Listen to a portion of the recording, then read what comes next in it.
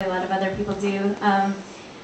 You know, in the process of sort of digging through all of this stuff, and I understand you also are sort of in charge of acquisitions, right? So I guess I have two questions. One is, I'm kind of curious if you have any stories of like an unsolved mystery in your historical research of food in New York.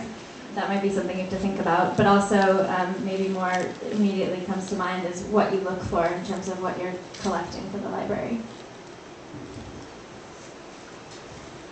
Well, I collect basically what we've been collecting at the library for years and years and years, for 100 years. We collect cookbooks, pretty much every kind of cookbook, from small press to Paula Deen to, you know, expensive art cookbooks. And then we collect restaurant menus. I try to be fairly aggressive with restaurant menu collecting, although it's hard. And any kind of culinary ephemera, any pamphlets, newsletters, periodicals.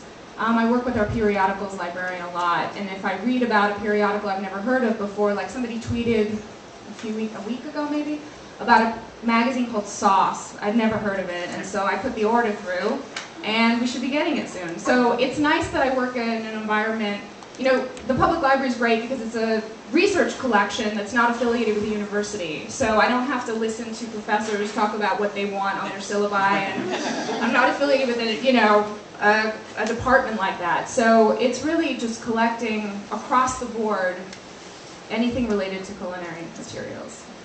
And in terms of a mystery, I don't know. I mean, I'm fortunate that if I stumble upon something that doesn't make sense, I usually can find a way to figure it out.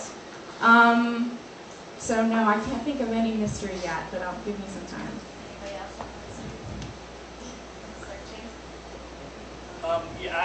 The one mystery to me is the woman who donated the original collection, Mrs. Frank Butoff, who seems to be a real woman of.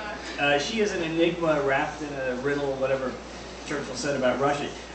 Here she left this enormous repository, and what do we know about her, really? She didn't, from what I understand, she didn't leave it to the library. She was actively collecting while volunteering she never actually was an employee of the library. She was a volunteer who just spent her time collecting menus for the library. And, but in terms of who she was, there's very little information about her. She collected menus and she collected postcards with lighthouses on them. And she did some translations, so she was obviously fairly learned, but I mean, we have this amazing collection, and the bulk of it is really from 1900 to 1923, and that's the year she was at the library. And then there's a pretty steep drop-off in the 20s to today, so I'm hoping to try to. So if anyone has menu collections, you know, I take everything. So.